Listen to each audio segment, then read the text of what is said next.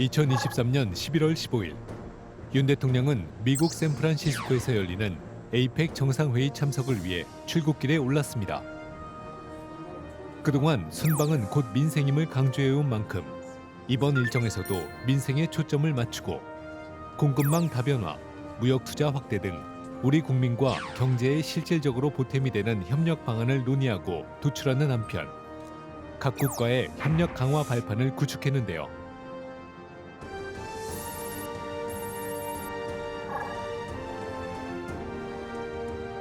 윤 대통령의 글로벌 책임 외교가 돋보인 에이펙 정상회의의 의미와 성과를 짚어봅니다. 에이펙 정상회의는 1993년 아시아 태평양 17개국 정상들이 출범시킨 이래 글로벌 자유무역의 최전선에서 세계 경제 번영을 주도해 왔는데요. 윤 대통령의 에이펙 정상회의 참석은 취임 후 처음으로 올해 회의 주제는 모두를 위한 회복력 있는 지속가능한 미래 창조였습니다. 이번 에이펙 정상회담은 굉장히 세계 경제의 불확실성이 커지고 있는 글로벌 복합 위기 환경 속에서 이루어졌다고 할 수가 있습니다. 네, 그래서 이와 같은 전쟁과 또 중동의 위기, 그리고 미국과 중국 간의 어떤 패권 경쟁과 또 기후변화 문제까지 전 세계의 주요 경제 리더들이 과연 어떤 해결책을 제시하고 논의를 전개할 것인가, 그것이 가장 좀 중요한 부분이 아니었나 생각을 합니다. 윤 대통령은 에이펙 정상회의에서 글로벌 현안에 대한 우리나라의 리더십을 제시하는 데 주력했습니다.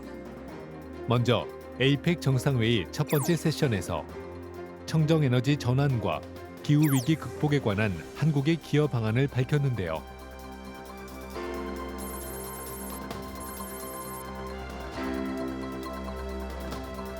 친환경 이동수단으로의 전환은 기후변화 대응에 있어 가장 기여도가 높은 해법임을 강조하며 스마트 모빌리티의 확산을 위해 에이펙 차원의 특별 이니셔티브를 수립, 추진할 것을 제안했습니다. 특별 이니셔티브가 실행된다면 스마트 모빌리티 지식과 경험이 풍부한 우리 기업의 해외 진출 기회가 확대될 것으로 기대가 모아집니다. 아울러 윤 대통령은 기후 격차 해소를 위한 책임 있는 기여를 약속했습니다.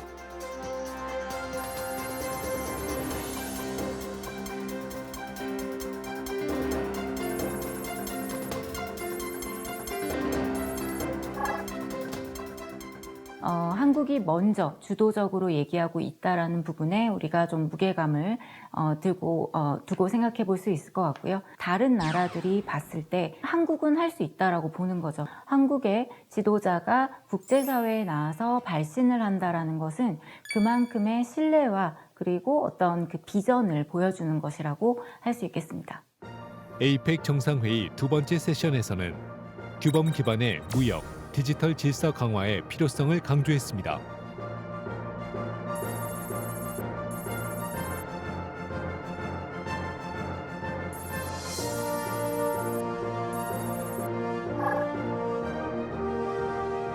에이펙 회원국들의 리더십을 촉구하고 특히 AI, 디지털에 대한 규범과 거버넌스에 관심을 가져달라고 부탁했으며 내년 대한민국이 개최하는 AI 글로벌 포럼에 대한 참여를 당부했습니다. 아울러 윤 대통령은 아태 지역의 공급망 취약성을 일깨우고 회복력 있는 공급망을 구축할 방안을 제시했는데요.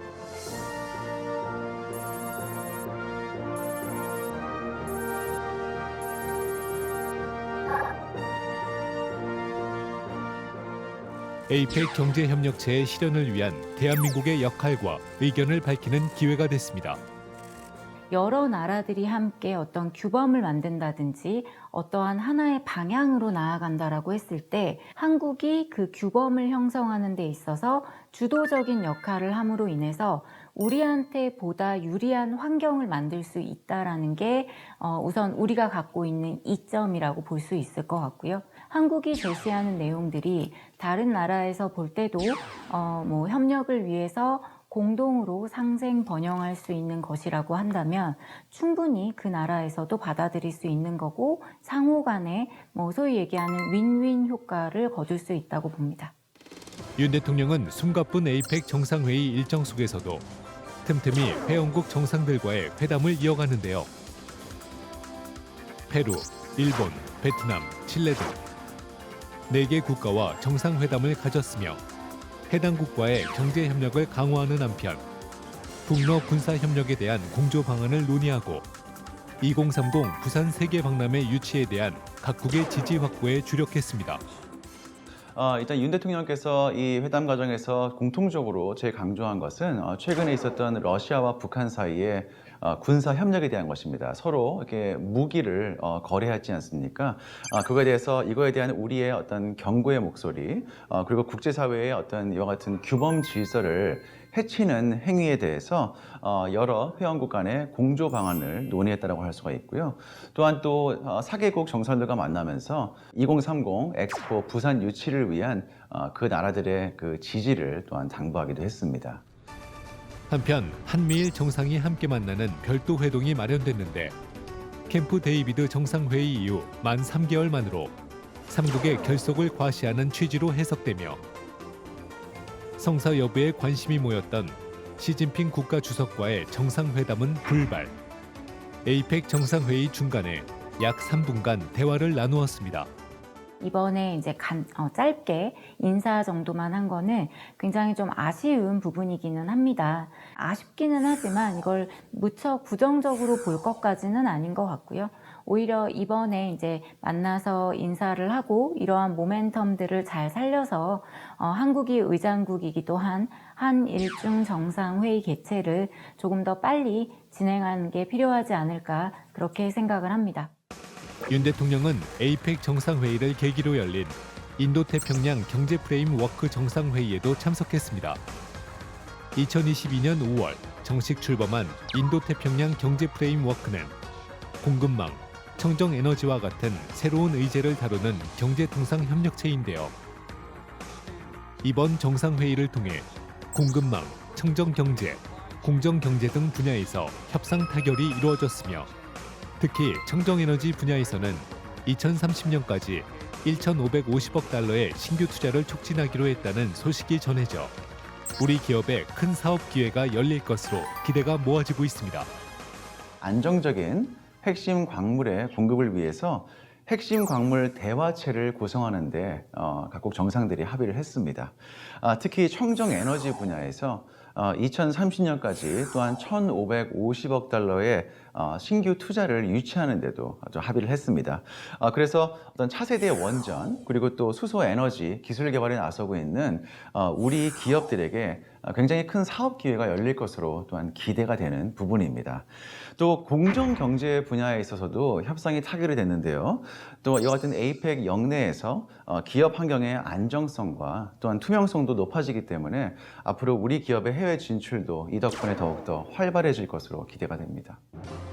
3일간 숨가쁘게 진행된 에이펙 정상회의. 에이펙 21개국 정상들은 17일 회의를 마치며 무역 확대를 골자로 한 2023 골든게이트 선언문을 채택했습니다. WTO를 중심으로 해서 규칙에 기반을 둔 다자간 무역 체제의 중요성을 강조했다라는 것, 그리고 시장 주도 방식으로 경제 통합을 진전시켜 나가겠다는 것, 그리고 우호적인 무역 그리고 투자 환경을 조성하기 위해서 노력하겠다는 것, 이러한 것들이 좀 주요 골자라고 볼 수 있을 것 같고요. 여기에 조금 더 나아가면 좀 더 개방적이고 공정한 그러한 경제 환경을 만들어 나가겠다는 거죠. 그래서 21개국이 가지고 있는 어떤 공동의 가치, 특히 자유무역 시장경제라고 하는 부분에 대해서 공감하고 있다는 것에 대해 큰 의미를 부여하고 싶고요. 그 협력의 의지, 이러한 것들을 조금 더 확보해 나갈 수 있는 그러한 그 기반을 마련해 나갔으면 좋겠습니다. 올해 마지막 다자 외교 무대인 에이펙 정상회의 일정을 마치고 돌아온 윤 대통령. 이번 미국 방문을 계기로 미국 기업들의 한국 투자 소식이 이어지면서 연간 4조 5천억 원 이상의 수출 확대와 수입 대체 효과도 기대되는데요. 에이펙 회원국들에게 글로벌 중추 국가로서의 대한민국의 리더십을 보여준 것은 물론 우리나라 경제 성장의 계기를 마련했습니다.